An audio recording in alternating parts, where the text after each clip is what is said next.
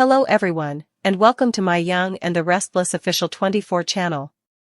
Nick crashes car, Matt escapes. Nick Newman will likely face a car crash before Victor Newman and Nikki Newman get some horrible news. After rescuing Sienna Bacall and shoving Matt into a car with zip ties on, Nick will lose his grip on the situation in Monday's show. Matt will use his zip-tied wrists to strangle Nick while he's driving, so Nick won't be able to keep his hands on the wheel. As a result, there's a good chance Nick's going to crash the vehicle. Perhaps Nick will lose consciousness after hitting his head and find Matt gone by the time he awakens. Whatever the case, YNR spoilers say Nikki and Victor will get some alarming updates soon enough. Nick may have to admit that Matt gave him the slip and disappeared into the night. Of course, it's also possible Nick will be seriously injured and get rushed to the hospital.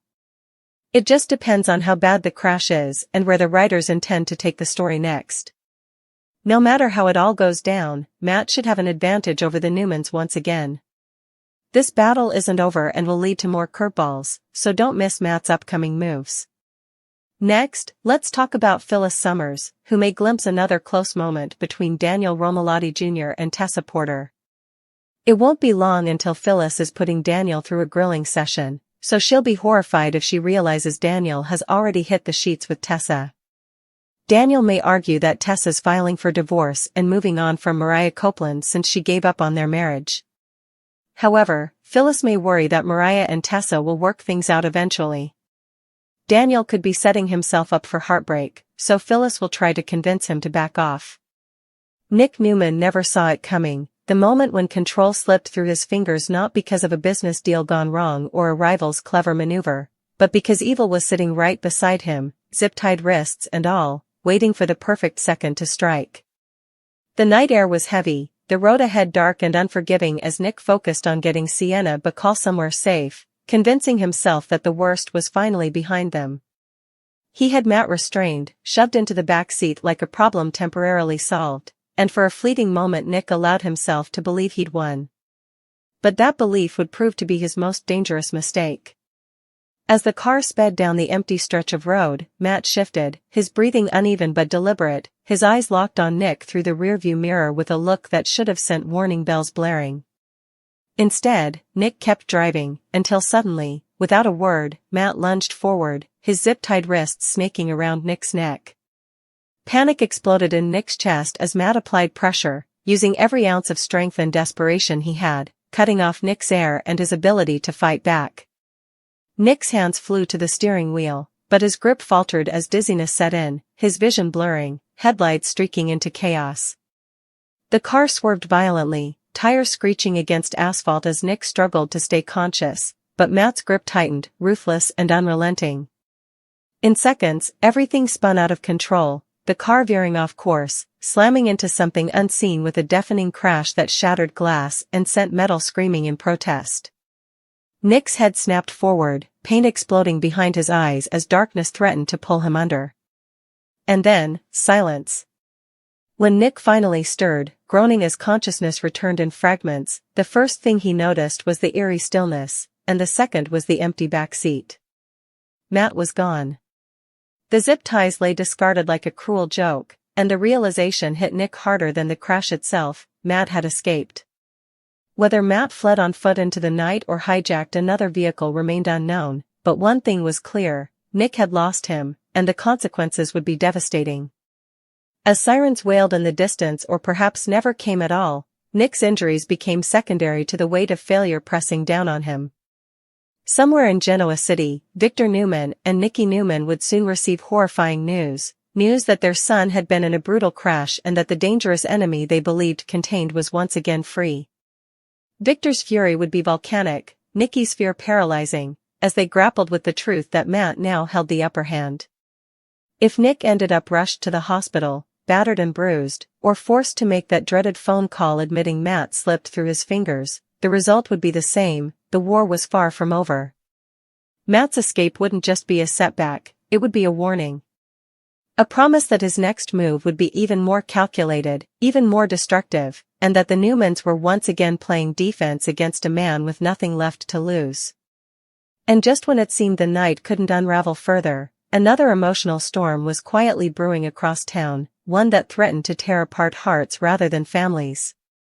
Phyllis Summers, ever the watchful mother and relentless protector, may soon stumble upon a sight she never wanted to see. Daniel Romalotti Jr. and Tessa Porter sharing another intimate moment that speaks louder than words ever could. A glance held too long, a touch too familiar, or perhaps something far more incriminating, enough to send Phyllis's mind racing with worst-case scenarios. Given everything Tessa and Mariah Copeland have been through, Phyllis won't be able to ignore the alarm bells screaming in her head. If Daniel has already crossed a line, if he's already slept with Tessa, Phyllis will be horrified, not just for Mariah, but for her son, who may be walking straight into emotional devastation. Daniel will likely defend himself, insisting that Tessa is filing for divorce, that Mariah walked away from the marriage, and that two lonely people simply found comfort where they could. But Phyllis won't be convinced. She knows too well how unresolved feelings can explode without warning, and she'll fear that Mariah and Tessa could still find their way back to each other, leaving Daniel shattered in the aftermath. A grilling session is inevitable, with Phyllis demanding answers Daniel may not be ready to give, pushing him to see the danger she believes is looming. Daniel may insist he's prepared for the fallout, that this connection with Tessa feels real and worth the risk, but Phyllis will see it differently.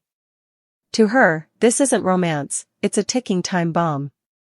Between Nick's near-fatal crash, Matt's chilling escape, and Daniel's emotional gamble with Tessa, Genoa City is bracing for impact on every front.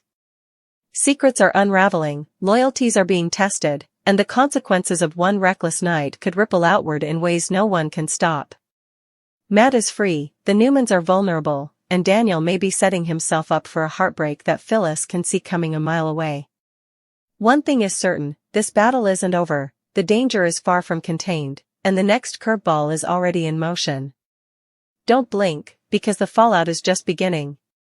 The aftermath of the crash would not stay contained to the twisted wreckage on that dark road, it would ripple outward, shaking Genoa City to its core in ways Nick Newman could never have anticipated. When the first responders finally arrived, their flashlights slicing through the darkness, Nick was barely conscious, blood trickling from a gash at his temple as he tried to force himself upright. His body screamed in protest, his ribs aching, his neck burning where Matt's zip-tied wrists had crushed the air from his lungs. But the physical pain was nothing compared to the dread settling in his chest as he whispered the same words over and over again, hoarse and disbelieving, "He's gone. Matt's gone." The paramedics exchanged uneasy looks, knowing immediately that this wasn't just a routine accident. Nick's injuries demanded immediate attention, yet even as they strapped him onto a gurney and rushed him toward the ambulance, his mind remained locked on the one detail that mattered most, the empty back seat, the discarded restraints, the terrifying reality that Matt was now free and likely already planning his next move. At the hospital, the mood would shift from urgency to alarm as Victor Newman received the call. One ring was all it took for his instincts to flare, and by the time the doctor explained that Nick had been in a serious car crash and was undergoing evaluation for a concussion and possible internal injuries, Victor's jaw would be set in stone. NIKKI, standing beside him, would feel the blood drain from her face as the words echoed in her ears. A crash. Injured. Unconscious. For NIKKI, it wouldn't matter how many times she'd lived through similar nightmares, the fear would always feel brand new, always feel unbearable. The drive to the hospital would be silent except for NIKKI's shallow breathing and Victor's furious grip on the steering wheel. And when they finally reached Nick's room, the sight of their son bruised and battered, tubes and monitors attached to him, would ignite two very different reactions. NIKKI would rush to his bedside, tears spilling freely as she brushed her fingers over his hand, whispering his name like a prayer. Victor, on the other hand, would demand answers, and he'd want them immediately. Nick wouldn't be able to dodge the truth for long. Groggy and disoriented, he'd eventually admit what happened, his voice tight with frustration and guilt as he described Matt's attack, the struggle, the crash, and the devastating realization that Matt escaped. The moment the words left Nick's mouth, Victor's fury would explode. The room would feel smaller as Victor paced, his voice rising with every step as he vowed that Matt had just signed his own death warrant. NIKKI would try to calm him, reminding Victor that Nick was alive, that they needed to focus on his recovery, but Victor wouldn't hear it. To him, this wasn't just about Nick's injuries, it was about a threat that had slipped through their fingers and now posed a danger to everyone they loved. And somewhere deep down, Victor would blame himself, even if he'd never admit it aloud. He'd underestimated Matt. He'd assumed control. And now the consequences were staring him in the face. As news of the crash spread, whispers would ripple through Genoa City. Some would speculate that Nick had been reckless, others that he'd been targeted. But the truth, that Matt had attacked him from the backseat like a predator, would remain a closely guarded secret, at least for now. Matt, meanwhile, would be moving through the shadows, nursing his own injuries but fueled by adrenaline and vengeance. The crash wouldn't have slowed him down, if anything, it would have sharpened his resolve. In his mind, escaping Nick Newman wouldn't be a victory, it would be a promise. A promise that the Newmans would never feel safe again. Every siren in the distance, every shadow on the wall, would feel like an opportunity waiting to be seized. While the Newmans grappled with the fallout, another emotional reckoning was brewing that would soon collide with Phyllis Summer's worst fears. At Crimson Lights, the air would be thick with unspoken tension as Phyllis caught sight of Daniel Romalotti Jr. and Tessa Porter together, too close, too comfortable, their laughter tinged with something dangerously intimate. Phyllis wouldn't need to hear their words to know what was happening, she'd seen this pattern too many times before. Two people convincing themselves that timing and circumstance made their connection acceptable, ignoring the emotional wreckage left behind. The image would burn into Phyllis's mind, and by the time Daniel noticed her watching, it would already be too late. The confrontation would come swiftly and without mercy. Phyllis would corner Daniel, her expression a volatile mix of concern and anger as she demanded to know exactly how far things had gone with Tessa. Daniel, caught off guard and defensive, would try to downplay it at first, insisting they were just talking, just supporting each other. But Phyllis wouldn't be fooled. She'd press harder, her voice lowering as she warned him about Mariah, about unresolved feelings, about the inevitable fallout if this situation exploded. And when Daniel finally admitted that yes, things had crossed a line, that emotions had been involved, that he cared about Tessa more than he ever intended, Phyllis's heart would sink. To Daniel, this wouldn't feel reckless, it would feel real. He'd argue that Tessa was filing for divorce, that Mariah had already walked away, that two adults had the right to move on. But Phyllis would hear only the echo of her own past mistakes, the moments she'd convinced herself she could outrun consequences. She'd warned Daniel that Mariah and Tessa shared a bond that didn't disappear overnight, that healing wasn't linear, and that if Mariah suddenly realized she wanted her marriage back, Daniel would be collateral damage. The thought of her son blindsided by heartbreak would be unbearable, and Phyllis would do what she always did when fear took hold, she'd push harder, trying to control an outcome that was already spiraling beyond her reach. Tessa, for her part, would be torn apart by guilt and longing. With Daniel, she'd feel seen, understood, desired in a way that reminded her she was still alive after months of emotional numbness. Yet Mariah's presence would linger in her thoughts like a ghost, impossible to ignore.